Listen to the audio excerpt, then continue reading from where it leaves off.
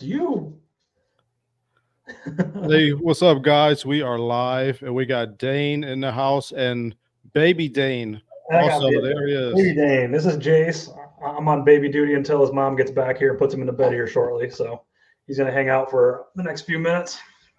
Now, Dane, I have Yep, heard that you have already taught your baby how to do a brake job. Is that correct? that's true. I was actually just in the garage today, and he was watching me do brakes, and he was telling Yeah. me what I was doing wrong. So That yeah, a friend of is mine came awesome. over. Yeah, a friend of mine came over earlier actually with it was a 21 Volkswagen Atlas. I think that's what it was. Yeah. And needed brakes. Do you know those things have got like fake lug nut caps on them that Yeah. look like they're a star bit? Oh, I had no idea. So I was like, where is the tool to remove these lug nuts? And then realized that they put a little wire clip next to your the car jack in the back and your spare tire, and they just pop out. And then the lug Yeah. nuts are behind there. Yeah, that threw me for a loop for a little bit. Yeah. Those cars are very different. You know, I saw a comment and it was explaining why German Yep. cars are so different. Hmm. I don't know if it's true or not, but in the comment, and this person was from Germany, they Yeah. said that after World War II, um, a lot of people weren't buying. Hold on, let me turn off this fan. Yep. Sorry about that, guys. A lot Hmm. of people were not buying German vehicles, and a lot of people were not sharing information with them. Like, so they started to do a lot of things on their own in their whole new in their own way. Yep. And that's why those vehicles in general, Mercedes, BMW, Volkswagen, etc., Hmm. are so different. Right. You think that might be true? I got to do some research into that. What do you think? It's possible because they're like the only manufacturer that puts torques on everything, inverted and external like torques on everything. Oh, GM's got some torque stuff, but not as much Some, as them. Not as much as no, them. but like everything German, like you need a full set of torques drives and in the inverted torques drive bits because And they Allen stick too. those things everywhere. Yeah. Allen bits too. Yeah, they got torques all over the place. Yep. And, their emission systems are a little different. Like I was looking into my friend's BMW had a code one time, and it had this different way of doing a PCV valve. It was called like a one-way valve or something or other. So their Yeah. emission stuff is different. Very Mhm. different. Yeah. They just got a different way of thinking about things and philosophy and doing things, but it's just it's different. Some people say they don't like it, but it's just different, you know. I mean, yeah, you do get used to it. Like Yep. I was working on an Audi. It was like a turbo V6. There's hardly any room in it. And I Hmm. was working on it when I worked at AAA, and I was so mad at the car. I was like, "Why did they do it like this? And why did they do it like that?" Yeah. But I had to realize you have to get over your hatred of a car in order to work on it Yeah. because you're using a lot of your brain power Yep. to be upset when you could be using that brain power to figure the things out. You're 100% right. Yeah, you can get mad and say it's stupid. Why would they do it that way?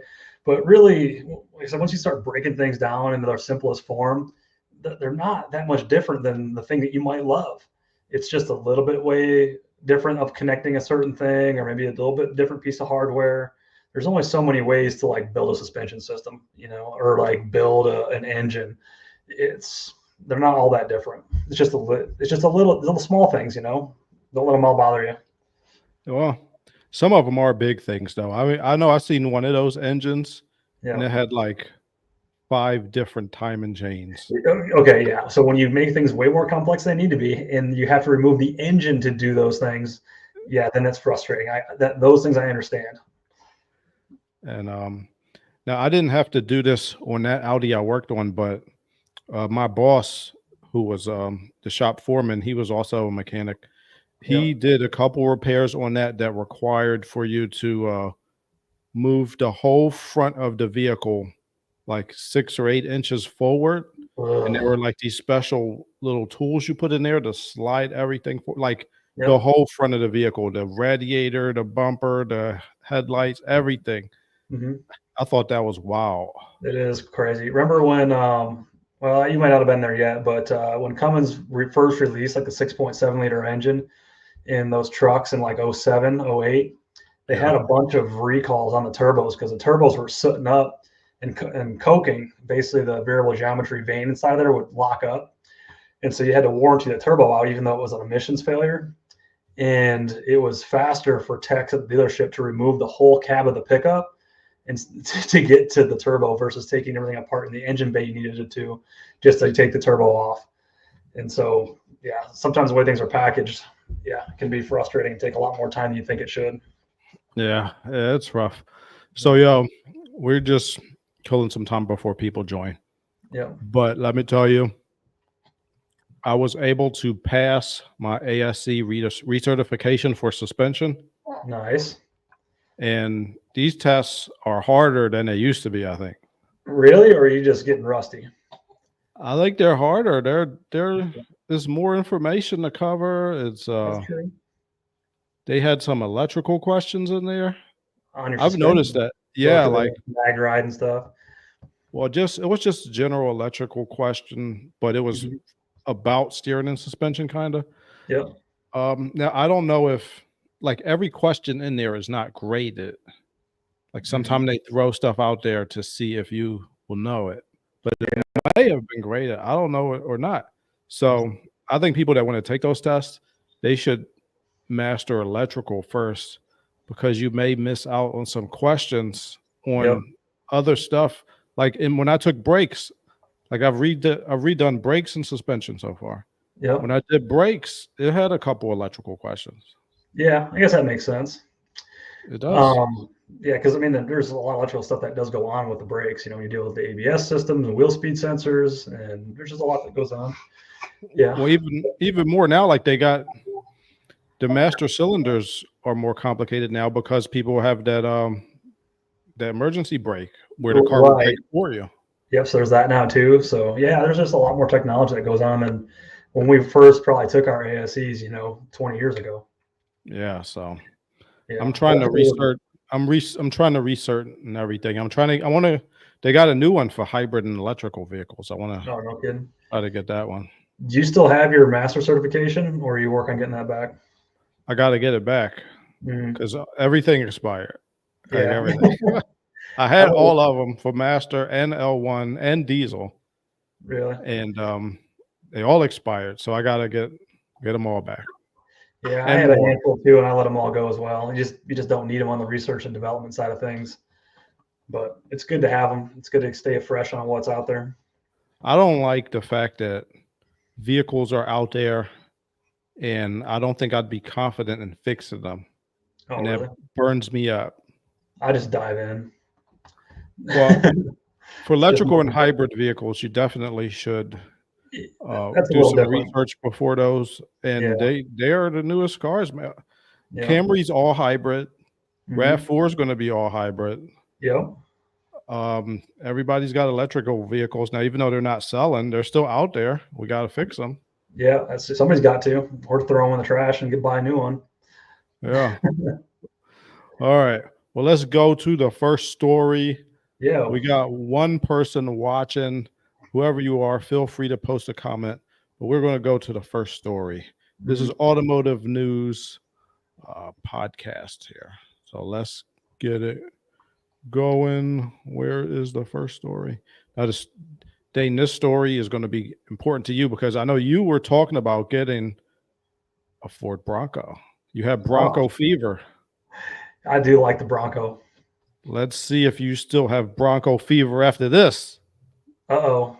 Well, Ford probe into EcoBoost V6 failures lead to recall. Oh, look, more Ford recalls. Are you surprised? I am shocked. I am not shocked. With the way things are going for Ford right now, I'm surprised they're able to even keep the lights on. Right. The last thing I saw, this is like a month ago, it's costing them like 20 some odd $1 million a day in warranty claims. Oh, a day? A day, because their warranties are in the billions of dollars right now. And when you break that out to a day-by-day basis, it's over $20 million a day they're having to pay in warranty claims. Oh my God, that's crazy. And recalls or whatever, right? Yeah. I heard they let go a lot of their senior engineers, and now they got new guys doing stuff. Yeah. And they thought they could save some money, but you know what? You need engineers. You need the ones with experience, and you need to pay them what you owe them. Now you got to pay a whole bunch of recalls. But Yeah. let's look into this. Hmm. All right. So Ford started investigating these troublesome engines in early 2022, and NHTSA launched a probe the next year. Who wrote Hmm. this? And the NHTSA? I don't know. All right. A cracked or broken engine intake valve can cause catastrophic engine damage. That's bad. So they're dropping valves. It looks like they're breaking valves, and that is That's so not good. bad. That'll obviously will lead to a misfire, which Yeah. could lead to the vehicle stalling or not being able to drive. So it's considered a safety recall. Yeah. So the impacted models are installed within in the 2.7 liter and the 3-liter EcoBoost V6. The Hmm. recall includes the Bronco, the Explorer, the Edge, Lincoln Aviator, and the Lincoln Nautilus. So Damn. there's your Bronco. You still got Bronco fever, Dane? I still like them, but that makes me not want to buy one now. All right. Well, let's see. Let's see what years. So let's see. They've been aware of this for more than 2.5 years. Yeah, Yes, so they probably have. every Bronco, because the Bronco hasn't been out that long. So they're saying the intake valves have a propensity to crack and break. This could obviously lead to catastrophic engine damage, loss of power, et cetera, et cetera. So this is what they think the problem is. The engine intake valves may have grinding, burn, and overspecification hardness at the third keeper groove location in the valve. Yikes. So I guess when they're making these valves, they have to use a grinder to make these lands for the keepers to Yep. have a groove to go into. Now, grinding burn, I guess the grinder stayed on for too long, leading to the metal to heating up more than Yep. it's supposed to, and it gets too hard. Now, hardness is a specification that you can actually have for metal parts. You can actually measure the hardness Yep. of parts. And when it gets too hard, it starts to get brittle, and it looks like that is what is causing the intake valves to break. That's right. Yeah. So guys out there that think the harder the metal is, the better. And usually when it comes to metal, that's not right. The harder a metal gets, the more brittle and useless it becomes. You really want something that's a little more pliable, but you can't be too pliable either to where it starts to stretch. So it really is playing that fine balance. So they That's right. probably, have you seen how they harden these? They use electricity to superheat them and harden them real fast. Yeah. It's possible that something there wasn't quite right, or when they start to put those lane grooves in, that it's removing some of the hardness or adding more hardness, like you said, if that grinding is putting more heat into them. Mm-hmm. And so, yeah, making that tip brittle. And then, of course, the valve doesn't stay up in the cylinder head and it falls down into the piston, and bye-bye motor. Bye motor is right. And these are not cheap motors. No. So let's see. Did they tell us what years included in this recall are all of 15,000 Ford Bronco models from 2021 to 2022. All right. So maybe if you get a new one, this won't affect you, Dane. Yeah, hopefully. So as far as yet, but Well, hopefully they fix the problem. Yeah, hopefully. But yeah, that's most of them, most of the early ones. So it looks like anything after 23 and later should be fine. But yeah, that's a lot of engines to recall, and those things they're not cheap. All right, so let's see what will happen when you take your car to the dealership. Mm-hmm.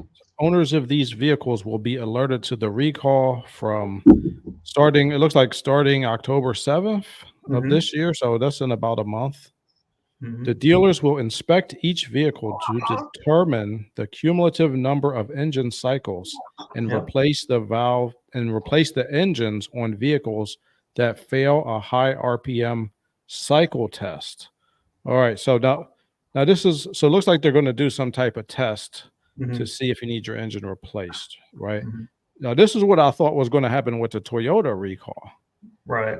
Like people were saying that I turned out to be wrong, but this is why I was thinking that. Like usually there's some type of verification process to see if you actually need an engine recall. Now, I don't know Right. if Toyota tried to experiment on a test and the test was inconclusive, so they just said replace everything, or if that was their plan from the beginning.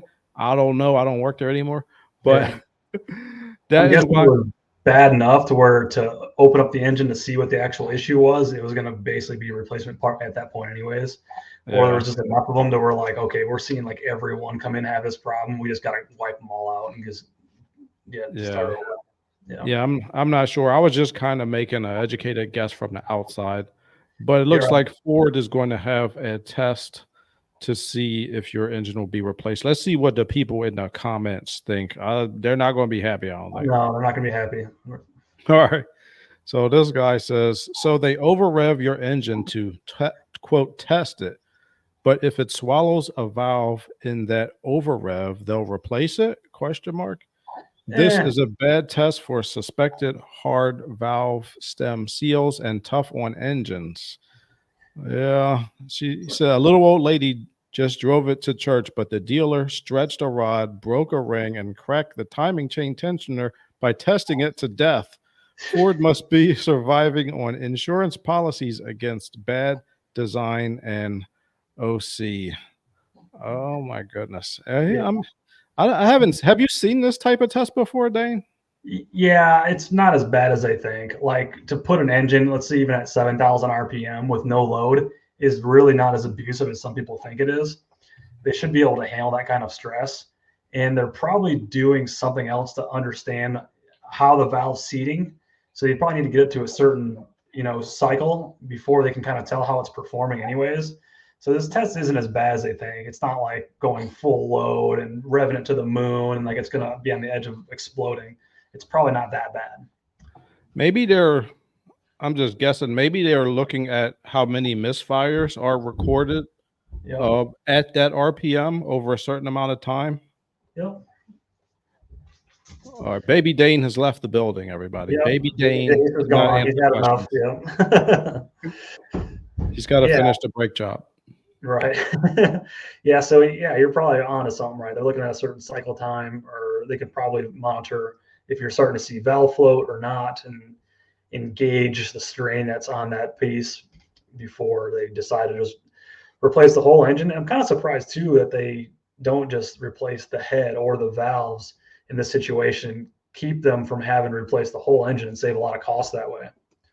Yeah, so you're saying they could just replace the heads. Like, right, just get rid of the part they know is bad, leave the base engine. And honestly, these people are all going to say, I want the new motor, don't test my motor, or don't replace the part that's bad.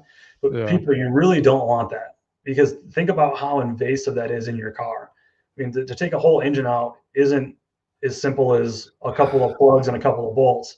It is very invasive. In a lot of cases, the whole yeah. front end of the car has to come off too. Radiator, AC lines, all these things need to be opened up and exposed. And you're going to run into potential issues later on down the road if that's the case. You want the easiest, least invasive fix possible, not just dive in and start swapping motors. Yeah, that's a good point. I guess you could compare it to, like, let's say if you were a person and you had Mhm. the option of, do you want to get open heart surgery, or do you just want me to put you on this high blood pressure medication? Like Yeah, sure. a lot of things could happen in that surgery. Right, exactly. Yeah, a lot of things can go wrong when you start opening up the chest. And so you want the minimally invasive thing possible.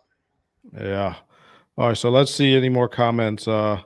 This guy says small engines with turbochargers in order to meet the draconian fuel standards imposed by the government only create more and more of these types of problems. At the very least, your engine will not last nearly as a large not last nearly as long as a larger or standard engine. I gotta agree. I gotta agree with you, Dr. JB. Yeah, but they've been making the EcoBoost for a long time, and it has some issues, but not this issue. So they A can lot of make these other they things, got issues with head gaskets, they got issues with coolant leaking into the cylinders. but not a valve issue until now. This seems like it's just a part failure. So there's guys that run them really long miles and run them really hard and have a lot of success. When there's other guys that have issues at lower miles, it seems to be kind of random. Yeah, it But seems weird. Like I watched this guy on Instagram. He's mhm, like a Ford technician, and he's always complaining about EcoBoost engines and some of the diesel engines. It looks like the EcoBoost, like some years of it are good, and there are some things to watch out for, and then other mhm, years of it are not so good. And it's like you really got to know Fords to get an EcoBoost, like because you could get a good one. Like I've seen one get to 1,000,000 miles, but then yeah, I've seen other ones that they have turbo problems, head gasket, valves are leaking, valves are falling apart. yeah. I've seen the turbo probs on that one's fairly common. But yeah, I mean, you can make a robust engine. It just costs more money to make them that much more robust to get that same amount of power out of the smaller displacement as you do the bigger displacement, but naturally aspirated. Yeah, I think we're all just getting a little tired of turbos everywhere. More I'm V8s. I want more I want more V8s and four cylinders with hybrid transmissions. Hmm. I want a V8 with a hybrid transmission. I They're think out there. that's the answer. Yeah, Ram has that e-torque. Uh, I don't think that has a hybrid transmission though. I think that's just like a mild form of hybrid. Yeah, it's got an electronic boost drive, something. I'm not sure how it ties It's into the got drive like a gear. I think it's like a little generator on the engine that's like where the alternator would be or Mhm. something like that. It wasn't I don't think it has an ECVT transmission or a standard size hybrid battery. Yeah. And the ECVT transmissions are so bulletproof. You'd think that they were in the Matrix. They just dodge bullets all over the place. Yeah. I love those things. They're so simple, but Hmm. we'll see. I don't know. Ford, please get it together. I like your uh, products, and I want you to be successful. Stop firing engineers. Yeah. We No, need them. yeah. Stop making it so easy for us Chevy guys to talk smack about you. You're making it way too easy for us. Yeah, yeah. We like it's like Muhammad Ali and Joe Frazier, but like you want Muhammad Ali to win, but you don't want him to just knock him out in the first round. Like you want to see a fight. Like, come on, Exactly. You're making it too easy. it's Every time I too see a easy. Ford headline, I'm like, oh man, here it comes again. I More ammo. know. Make Yeah. a competition here. Yeah. All right, let's go to the next story. Now, this is another Ford issue, but I don't know if it's Ford's fault. Uh-oh. So check this out. A Mustang Mach E driver using Blue Cruise faces DUI homicide charges after a fatal crash. Hmm. So this is a defense lawyer. He's saying that his 23-year-old female driver client might try to, one defense lawyer says this, they might try to shift the blame for the Philadelphia accident onto Blue Cruise. Mm. So this was a Mach E driver, which is an electric vehicle, driving under the influence, facing homicide charges. She was using Blue Cruise when she crashed into a stationary vehicle in March. This is the second time this year a Blue Cruise car has hit a stationary vehicle. This is outrageous, Dane. I know. Do we need to grab these people by the ears and tell them this is not autopilot? No, this is just someone being irresponsible Yeah. and drunk. Yeah. So You're let's still see. operating. You're still operating. Even if you're pressing buttons and telling them to do a thing, you're still operating. All right, so let's see about, and this is two fatalities, which is terrible. It is bad. All right, so this is 3 a.m. in the morning. Now I'm from Philly, so I'll try to give you guys some context. Well, I don't live there anymore, but when I used to live there, at 2 o'clock in the morning, the Mhm. clubs and bars had to close. I don't know if it's still like that. I mean, probably, Mhm. but if it's still like that, and she's going home at 3 a.m., I don't know. Maybe she was at like an after hours spot, or I don't know if they changed the law, but Yeah. this is on I-95. So yeah, that's a highway that runs through Philly. Mhm. She was a pre-med student. What? Yikes. I was a pre-med student doing that. Shame on you. All right. Behind the wheel of a Ford Mustang, she hit a stationary car on the side. So somebody's on the side of the road and she hit a car that's not even moving. Yeah. Oh, goodness. So she was using both Blue Cruise and adaptive cruise control during the crash. The collision resulted in the death of the driver of the stationary vehicle and another stranded individual. A total of 4 cars were involved. Jeez, what a mess. Invest Investigators suspect that the woman was under the influence at the time of the crash. Like, how do you just suspect that? Did she get a DUI? Did they make Yeah. her do the little test on the side of the I'm road? sure she had to do the monkey tests and or the circus tricks and Circus tricks, yeah. yep. And then of course blow. And Oh, the I'm sure breathalyzer. there you go. I don't know. I've never had to do that, so I don't know. I've had All to a right. couple times. I know how it goes. Oh, okay. All right. So she was so according to one defense lawyer, Zach Goldstein, the woman could argue that the system failed to act appropriately and contributed to the crash. Speaking to the AP, Goldstein said that while he hasn't reviewed the criminal complaint or crash report, Pennsylvania law on DUI related homicides typically requires proving that the DUI caused the homicide. So the law says that the DUI has to have caused the homicide. Maybe they're going to try to use a reasonable doubt argument and just say, well, maybe it was the Blue Cruise that caused it and Yeah. not the DUI. Yeah. They don't have a chance here. You don't And think so? so no, it's yeah. So they say DUI here, but a lot of times it's operating, not driving. You're still operating a vehicle, right? To get out of that parking space, you had to drive it. Yeah. And then you can set Blue Cruise once you're on the highway. You were driving. This isn't autopilot. There's still a steering wheel there. You're still in a driver's seat. You still have to be in control of the vehicle, even when you're allowing the computer controlled systems to do their things. Right? A Mhm. plane crashes and they were using autopilot. Guess who's still liable? The pilot. Okay. Well, You know. so I hope so. So they're saying uh, if in fact it's a failure in a self-driving or driving system, that may not be that may not be a homicide by DUI, even if the driver is intoxicated. Noting that he has not encountered relevant case law in Pennsylvania. Yeah, so there's no. It looks like there's no actual case about this in Pennsylvania at least Mhm. yet. So this will might be a groundbreaking type of situation. So Yeah, obviously, go ahead. I was say the lawyers are going to do what they do, right, and try and twist this whatever way they can to win, right, and help their client out. So it'll be interesting to see what comes of it, but I think we can all agree what it should be. Yeah. So let's see. And then somebody from the police force, from the state police, had a stern warning that says no partially automated vehicle technology should ever be left alone to perform the driving tasks that are required to safely navigate the roads of the Commonwealth of Pennsylvania. Yep, And he struck. They hit a Honda CRV day, and how dare you? I know it. It's ridiculous. One of my favorite cars, and you unalive 2 people, Hmm. which is terrible. That's You that's know, real bad.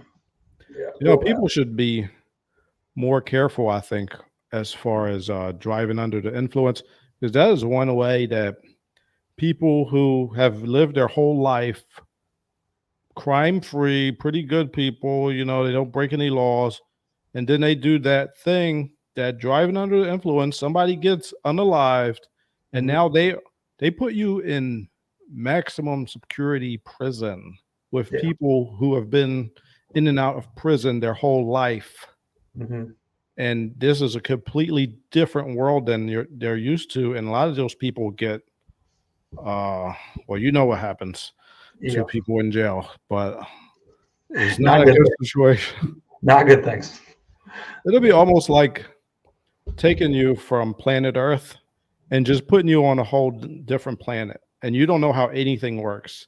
and Yep. you're on that planet with just the worst type of people you could ever imagine. Like, not all of them, obviously, but Yeah. just people who are specialized in hurting others. So, Right. yeah. Yeah. So People that have don't. literally nothing else to live for, so they have no cares. Yeah. And let me also tell you, in Philadelphia, now when I went to Philly, I had a class in high school. I was in like the nerd program. Hmm. And so we had a law class, like in high school, like just introduction to how law works. Hmm. And our teacher was a former lawyer, and he told us that, at least at the time, I don't know how it is now, that Philadelphia is one of the most litigious cities in the world. More people sue each other per capita in Hmm. Philadelphia than any place in the world. Now, I don't know if it's still like that, but I imagine it probably is. Yeah, it's crazy. When I used to watch TV, like during the day, like before the internet, when you used to have to watch commercials, and it was, well, I guess people still watch commercials, Yeah. but it was lawyer commercials like every 5 seconds. Hey, Mhm. did you get hit in a hit and run? Did you get in an accident? Did Yeah, somebody look you you injured up? at work. Yeah, all those things. Yeah. Do you not like somebody and you want to sue them for no reason? Yeah. And they'll take the case, and you don't have to pay them anything unless you win. So Yeah. it's no barrier to prevent people from suing each other. Yeah, that's So great. that's why I think, how when you see on TV or on the internet people fighting with police officers, and they have a terrible attitude, or they go into like a store and they're fighting. A lot of these people are hoping that something goes wrong and a police officer gets mad and hits them, because they just want to sue. Oh, right. They want to make you so mad that you that you hit them, and then they can sue whoever you're with. So Yeah. Looking for a payday. yeah, so that's Philadelphia. Everybody's suing everybody. Hmm. All right, so let's look in the comments. This guy says, I love showing stories like this to smart Alex who proclaim your CDL will be worthless when everything is self-driving. Yeah, that ain't gonna happen not anytime soon, anyways. He said, it's been 12 years and these cars still drive like grannies on drugs. That's not good. No. This guy said, I stopped reading at 23-year-old female driver. Oh my Oh, God. boy. Hey, This that's guy profound. said, this guy says it's not too late to rename it to Red Cruise. Oh my God. Oh no. That's a, that's a vicious comment, sir. Yeah. That's my favorite kind of comment. Yeah. All right. This guy says, anyone too stupid or lazy to drive their vehicle themselves and do it responsibly should walk or call an Uber. I agree, man. Sure. I agree. Yeah. People today always find it easier to blame someone else for their mistakes. That's You true. nailed it. You nailed it, Mr. Octopus. That's true, man. All Yeah. right. Well, I guess this doesn't look like it's Ford's fault, but we will see. This self-driving technology, man, is very risky for OEMs, and hopefully the jury will make the right decision. But the thing is too about civil cases, Yeah. it's a different standard of proof. Right. Well, actually, no, this isn't a civil case. This is a criminal case. Never mind. Hmm. Never mind. Hmm. Never mind. All right. So this is a criminal case. The standard of Right. proof is beyond a reasonable doubt, but they're just trying to put some doubt in it to see if it was the Blue Cruiser's fault. Right. How do you determine how are you even going to determine if it was the Blue Cruiser's fault or not? They'll have to call in certain experts and whatnot and get different testimonies. And yeah, it'll take years to settle if they settle or when they settle. So Or, well, yeah, when they decide to send this lady to jail or not. yeah, that's kind of the play too, I think, by the lawyers is drag it out as long as possible. And eventually it's just going to get to a point where it's like, okay, let's just settle on this expense or this whatever. And they end up dropping charges or yeah, settling on a lesser fine or whatnot. So that's really what they're probably going for, anyways. But yo, what if this happens? What if the lady gets found guilty in Hmm. criminal court and then she sues Ford because she really thinks it's Ford's fault that she was found guilty. Yeah, And then it it'll be in the depends on civil court. yeah, it depends on if Ford wants to even spend the time trying to fight it. They might just settle and be like, yeah, you're going to lose, but it's going to cost us this much to fight it if you really want to go that far. So we'll give you X just to basically shut up. And so a lot of times it's just a cash grab. Yeah, a lot of times that's why people sue anyway too, because they figure it's easier to just settle Yep. for several $1,000s than to fight the case. This is a Yep. vicious cycle we got in our country. I don't know how to get out of it, but Same. we Just take just do. responsibility, be accountable for your actions. Yeah, that'll happen. Yep. Yeah, right. All right, let's go to the next story. All right. This is Stellantis and Tesla hit rock bottom in Consumer Reports used car brand reliability rankings. Uh-oh, spaghetti-o. Yeah. This is from 2014 to 2019. So at least 5 to 10-year-old vehicles. Hmm. And guess who was at the top of the list? Take a wild guess, Dane. For the best used cars, Yeah. probably Toyota. Yeah, Toyota Lexus. Yeah. Oh, it's right. It says it right there too. Yeah. So Not so surprised. that's so remember this Yeah. is 2014 to 2019. So that is before the Tundra engine Mhm. fiasco. So let's see. Consumer Reports study ranked the most reliable used car brands. The worst brands were Chrysler, Dodge, Tesla, Jeep, Mhm. and Ram. The best were Lexus, Toyota, Mazda, Acura, and Honda. Mhm. Okay. Oh, that what is going on, Dane? I don't know, but it ain't looking good, and that's for sure. And Teslas aren't known for being or for their longevity, but they also haven't been around that long. They don't have the same amount of reps like Stellantis does have. They shouldn't be in this situation, but you would expect a new company like Tesla to have these not so good longevity problems. You know what I mean? Yeah, now a lot of people like to think that electric cars are perfect and you never had to change the oil, you don't have any problems, but there are other problems in the car other than getting an oil change. Yeah, there's so many more things that go on, and all those things need to be fixed and replaced. And those expenses can get really high because they're not high volume production vehicles.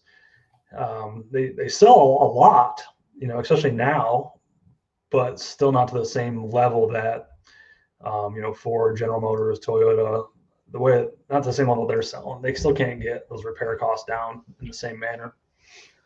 Yeah, and also it's like I did some research on Tesla Model S Hmm. and I have a video on it.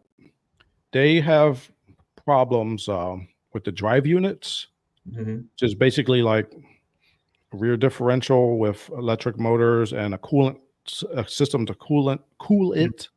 Hmm. So they have problems with these drive units, and they are not cheap. They're like, I think they're like $5,000 to $7,000, and Oh yeah. they were breaking all the time. I think they figured out how to just shim them instead of replacing them completely. But yeah, drive units can be an issue. They had a lot of issues with door handles. The door Yeah. handles weren't working. Fitment on interior pieces and parts in general were an issue for quite a while with Teslas. Yeah, fitting. Yeah. Yeah. So yeah, Tesla. Hopefully, they will come back in the next study, maybe within the next with the next 5 years from 2020 to 2024, we will see if they have fixed some of those problems. Yeah, I But think they will. They're in their infancy. They don't have a lot of reps under their belt like those bigger companies have. yeah, that's for sure. Hmm. So, and Elon Musk, I think he wants these cars to be really successful. So I don't think he's really being like one of those companies that just says, "Look, you're just gonna have to fix it." Like I think he wants these things fixed, so he's gonna put a lot of effort into that. 100%, and they don't get looked at as being young in the game because they're such a big player from such a quick start. But it takes a long time to get those manufacturing processes built up, and they'll get there. This is just part of the growing pains. But I don't think the Tesla fans care, to be honest. They'll just keep fixing them. They don't care. They'll just buy a new one. Whatever. This one's broke, cost too much to fix. Whatever. They'll go on and get the next one. Yeah, I think so. So let's look at the top 10 used car brand reliability. We got Lexus, then Toyota, then Mazda, then Acura, Honda, Buick. The Japanese are killing it. The top 5, all Japanese manufacturers. Buick's number 6, though. I always tell you Buick, I think, is. Yeah. What is BMW doing in the top 10? BMW. Hey, we'll take it. Things change. I thought you liked BMW. I love BMW, but I wouldn't expect them to be in the top 10. Remember, this is only 5 to 10 years old, so maybe they're less. You're going to start having those problems. A lot of them are electronic. Then we got Subaru at number 8, Nissan at number 9, and then Mercedes. And then 11 is Cadillac. Then we got Mini, Lincoln, Volkswagen, Volvo, and Audi is 16. Chevy at 18. See, this is why I think that the customers have a big result in these reliability rankings, because Chevrolet and Buick, I mean, they're not that different. No. So I think the Buick owners will take a better care of their cars. It's mostly old people that buy Buicks. Yeah. Now, I just think they have I think there's something to that. Yeah, probably. I mean, you're not going to put as many miles on them. They're not going to drive them as hard. Where a lot of people getting into their Chevrolets are, they're a cheaper vehicle in most cases, unless it's a pickup truck. Even then, you're buying these things to abuse them. Run them hard, throw the kids in the back, do whatever, and these things are getting beat up. Oh, yeah. So let's look at the bottom. Was Chrysler, then Dodge, then Tesla, then Jeep, Ram, GMC, Ford, Kia, Chevrolet again. Okay. So Chrysler's at the bottom. What is going on? How are they at the bottom? They make like 1 or 2 vehicles. Yeah, it's not looking good for those guys. Stellantis is having plenty of their own issues, which we've reported on extensively as of late. They're in some hot water. Oh, no, man. They're crazy. Yeah. All right. Well, there we go. Those are the rankings. Let's do another story. Dave, this is an amazing story. Average new car transaction prices dropped to $48,000. Oh, I'm so happy about this, Dane. I could only afford 48,000. When they were 49,000, I was just out of the market. Yeah, just too much. It's still too much. That's a lot for a car. That's a lot of money for a basic car. How is that average? I don't know. Maybe are they just because when you do statistics, like when you look at the average sometimes gets distorted a little bit because of the people at the ends of the spectrum. So is this 48,000 because more cars are selling for $100,000 a year, like trucks that contractors buy? Yeah, I would like to see I think what you call it, the mode, or like you just have to look at the most selling vehicles around each $1,000. Right. I don't know, because I don't want it to be affected by the super expensive cars. I think it is. Your SUVs are big sellers. Those things cost a lot of money. Same with your pickup trucks. Those are always big sellers. They're not cheap. They're so expensive now. And then crossovers. And crossovers probably hit right in that medium range. When you look at one that's got power everything and leather and whatnot, people usually don't want to buy the base. They want to buy something with a little more options. My in-laws just bought a new Honda Pilot. Oh, yeah? basically right in that. Yep, that was basically right in that price range. They got the 48,000. yeah, they got the unlimited or limited or whatever the higher trim package was. Yeah. Um, it falls right in that range. So that's kind of the medium, where your compact cars or your sedans, they'll fall below that, but that's not the majority of sales in this day and age. I know I was looking at maybe getting a new Toyota Camry, Mm-hmm. and the cheapest one is like 29. It's basically like 30,000. Yeah. If I get like the one option I want is heated seats. Oh, that's nice to have. Yeah, I love heated seats. Yeah. But yeah, man, like 30,000 for a new Camry base model. Mm-hmm. And I was seeing some of them were selling the higher trims. They're like $38,000. It goes up fast. I find it hard to spend that much money on a car. Like, even if I could technically afford it, but dude, I remember when Lexus ES350 was like 30 grand. Yeah. Well, you know how it goes too. Once you go in a dealership, you can look at a sticker price for 40 grand, and by the time you leave, it's 50. Oh, You know what I mean? There's this fee and there's that, and we can add the whatever. And if you're not paying attention, once I by ain't the time adding they're nothing. signing the paper, right? Yeah. Well, by the time they're signing papers, they're like committed to a monthly payment and not a dollar amount. Yeah. And you get taken advantage of too a little bit. So there's probably a little bit of that going on as well. So they're saying the typical monthly payment has decreased to about $753 a month. Dang, this is outrageous. That's a lot of money. Goodness gracious, $700 a month. People, that's crazy. That's so much money. Tell me in the comments, can you afford $750 a month? I can't afford it. Well, I could. I just don't want to. Like, it's too much money. I pay cash for everything, so I don't have a single car note. But yeah, I couldn't imagine having that. That's just crazy. This is outrageous, man. Mm-hmm. I can't. I'm just too cheap for that, man. I ain't paying that much money. Yeah, stop living month to month, people. Start saving some cash and buying stuff outright. Oh, I mean, I do have a note for my Camry, but it's like $300 a month. It's still a lot of money. I don't want to pay that. Yeah, exactly. I don't want to pay that much money. I don't want to pay nothing. All right, so this is the graph. Look at this. See, back in 2012, the average was 30,000. So that's about 12 years ago. All right, so 2014, we're up to, it looks like maybe 38,000. I can't even see this graph. Yeah, so from like 2012 to now, we're like 60% higher. That's crazy. Look at this. Yeah. I blame Kamala Harris.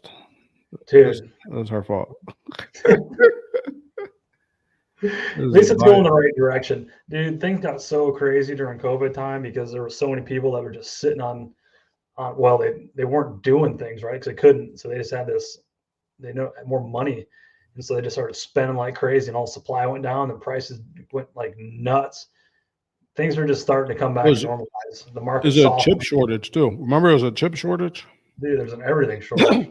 No, I mean for microchips, like they didn't even have a lot of the chips to sell to make the computers to put in the car. So a lot of new cars weren't getting made. And I remember dealerships were desperate to buy used cars. Yep. So I traded in my ProMaster, and it was used. I made like $6,000 on the trade. Yeah, it was crazy. It's the first time in history where used cars increased in value, like overnight by thousands of dollars. I know so many people that same thing. They bought a vehicle, and then like 5 years later, the dealer was offering like 5 or 10 grand more than they bought it for. So like, I was like, sold. There's like, that's 5,000 more than I paid. Sold. Yep. Take that check all the way home. Because I was like, I knew that situation was going to last forever. Used cars going up in value. I mean, it just doesn't happen very often. No, everything's coming down now. Anybody that's been watching the market knows that things are moving real slow at the moment. We're in just a downturn as far as the used car market goes. That's for sure, man. So let's see the comments. This guy says, still clownishly high. Those Yep. execs out there are so out of touch with what the majority of buyers can actually afford. Maybe they could start by bringing smaller cars back and cutting back on BS features like AI integration. Yeah, that would be nice. I agree with you. I think they're too high for me. I don't like it. Well, guess what? This guy obviously isn't going to spend that much money, You but sure? other people are okay spending that much money. It's not the people making the car, it's the people buying the car. That's the problem. Yeah, And so the whole point of this article is saying it's starting to come down. Well, guess why it's starting to come down?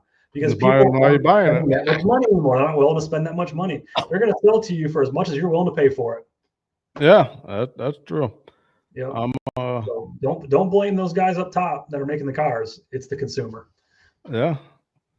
This guy says $753. Really? I agree. I Yeah, agree, yes, sir. I it's agree a with lot you. of money. It's a bad decision. Let's see. What else do people have to say? Mhm. At this rate, in my opinion, we have unfortunately, at minimum, like 5 more years before we get back to pre-COVID car prices. Oh, we'll see. I would like that, but even they were pretty high. Yeah, I don't think they're going to drop that low. We'll probably see a little dip and then it'll start going back up. Everything goes up eventually. Exactly. Yeah. This guy says, I don't think cheap cars and cheap used cars are coming back. Yeah. Yeah, man. It'll come. Yeah. It's starting to go the right way, but it's never going to go back to where it was. It never does. Never does. This guy says, after 4 years of destroying the middle class with runaway prices, the damage is already done. The dream of home ownership and car ownership is for way too many just that, a far away dream. Yeah, Um, man. I hear what you're saying, bro. Sounds like you're just giving up. Guess what? Don't give Things are up. tougher. Things are tougher, sure, but guess what? Everything always gets more expensive. Nothing ever stays the same. So we just got to keep on keeping on. Best time to buy is now, but you're yesterday. I feel for this guy. Like, I used to, I see people in the comments and on different articles, and people are upset about the price of homes. They feel like buying a home is out of reach. And you know what? I don't know. Like, I think people from the baby boomer generation, Yeah, they try to be like, well, man, you could do it, blah, blah, blah. You stop complaining. And then the new generation, I don't know, is Gen Z or whatever. They're yeah, like, you guys ruin the economy. How could you do this to us? yeah. And I'm in Generation X, like some kind of in the middle. I'm like right at the end of Generation X. Hmm. And I think the newer generation has a point. Yeah, I think they got a big point. Like my house that I bought, like I don't know, like 6 years ago, hmm. and even the one before that, dude, man, the houses are like 3 times more expensive than when I bought it. Yeah, yeah, for sure. But guess what? That doesn't stop changing. So I used to think the same thing, and I'm sure you were in the same boat. We're similar in age. That when I was in my early 20s and you know, somewhat fresh out of college, thinking, I got they tell you you're going to have the world by the balls, right? You're going to have this good paying job once you get done with college and you can afford all these things. Well, it's not easy. It was expensive then. So let's go back 15 years when I bought my first house. It wasn't a ton of money in today's standards, but then I was like, man, how does anybody do this? They had it so much easier 20 years ago. Houses didn't cost this much. This is just crazy. I was saying all the same stuff. But you know what? You have to go through that struggle and you have to take the time to build that equity. You're young in the game. You're going to be broke. You're supposed to be broke. Nobody tells you that. But guess what? You keep marching through, you make smart financial decisions. And then 20 years later, it's that generation saying that you're the lucky one. And this cycle just repeats. So now I'm in a situation where, I've been, in home ownership for a long time. I can look back at what I paid for it and what it's worth now, and somebody could look at it today and say, "Oh, you're so lucky," but that wasn't the case when I bought it, and it never is. So yes, if you're trying to buy a house today for the first time, it sucks. It's expensive, but guess what? It ain't going down. So the best time if you want to buy is to buy now. You deal with the struggle, you deal with the suck, and then 15, 20 years from now, you're in the good position. It's just how it works. It doesn't change. Yeah, I agree with that, but on the same token, I do think there are some special or different things now than there were when I bought Mhm. my first house. Mhm. The prices are outrageous. What else? And there aren't as many houses that you could flip anymore because like a lot of people with money are buying these messed up houses and flipping them. A Mhm. lot of I don't know what do they call it, property management places Yep. or whatever. They buy homes and then they just rent them out forever. So there's less of a inventory. So Mhm. prices are like really high. And like when you say buy now and don't complain about the price, like a lot of these young people, they don't have an option to buy No. now. Like they can't afford the down payment like at all. But you keep building. You don't just Yeah. say it's too hard and quit and give up. Keep building that down payment. It will grow but if you don't keep growing that and don't keep building up your savings, you're never going to put yourself into a position. And guess what? It sucks. And that might mean you can't go out with your friends on Friday night or whatever. But those are things you need to start building. Like I said, me and my wife have been diligent on paying off stuff as fast as possible. We have no debt. We'll have the house paid off in the next 4 or 5 months, and we're going to be free and clear. But that Nice. didn't happen from paying the minimum payments. That didn't happen from complaining and saying, "Woe is me." It happened by making triple mortgage payments, not going out and spending the extra money, not buying the new cars and having the $750 car notes. You just got to be smart with your finances, people. Live below your means. Yeah, that I can agree with you, Dane. 100% Mhm. agree with you on that. See, Dane, I'm telling you guys, Dane is from a farm. So Yep. he's just like, look, so I could play to just get it done. So that's he got a good point. I think you, Mhm. Dane. I think you're right about this. All right. Thanks, So buddy. if you want to save up and buy a house, yeah, just keep saving your down payment. Cut down on stuff. If you want to get a car, it's not the time to buy a new car. They're outrageously priced. I got a lot of videos on my channel about buying cars that are in good condition for a lot less money than what, $48,000. Are you out of your mind? You It's could get crazy. something good for 15 to 20, Yeah, even less than that, but it's really good for 15 to 20 and you're a right. lot less maintenance than newer cars too. Big time. Yeah, you can get a very good car for $15,000 to $20,000. You don't need this new thing. If you're buying something that's that expensive, it's to show off. Like it's like I just did one about the Honda Cross Tour. Hmm. You can get this car for 15,000 or less. Hmm. Amazing car. No turbo. Like we just talked about Yep. EcoBoost turbo. No turbo on it. K series Honda engine, one of the best engines they ever made. The 2.4 liter with the time and chain. Come Hmm. on, man. And that car had Bluetooth. It had the lane departure warnings. It had just enough technology. Like it didn't Yep. break on its own, which is what I like about it. So Hmm. you don't have to worry about that system. Regular brakes, regular engine, got some technology in it, comfortable, roomy, Hmm. lots of storage. $15,000. Get something like that. You have you a you can have a nice car note for like 200-300 bucks a month. Yep. Then you can save up for your down payment. See, that's what we're trying to help you here. Yep. All right, here we go. Comments. Mitsubishi Mirage engine. Is that a question? That's Hey, a exclamation point. You like that? You like the Mitsubishi Mirage? If you guys have been watching my channel, you know that I despise the Mitsubishi Mirage. maybe he's trolling you. I think he's getting under my skin. Yeah. That's okay. 78 horsepower, but they won't break. 78 horsepower, bro. Come on, Yeah. like I It's want something with people more horsepower that does break just because it's so they can still little. break. But bro, my first car, it was an 87 Chevy Celebrity. Hmm. It had 95 horsepower. It had more horsepower than the Mitsubishi Mirage. Yeah. I've had motorcycles with more horsepower than that. I think a bike has more horsepower than that. Yeah, definitely. Oh my god! But look, I'm all for getting inexpensive cars, but the Mitsubishi Mirage is too little, is too light. Weight has such a big impact when it comes to crashes. Mm-hmm. You're going to get crushed to death. Look, we want you to stay alive so you can save up a down payment for your first house, not get in an auto accident and turn into dust. Yep. Oh, God.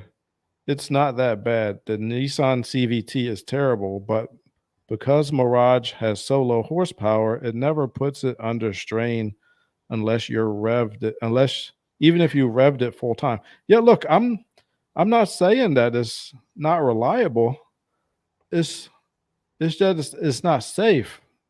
I'm saying I'm willing to take a little bit more risks to have something that's not so damn slow. I don't care how reliable it is at a certain point. Yeah, Dane does not like slow cars. I remember one time I had to drive.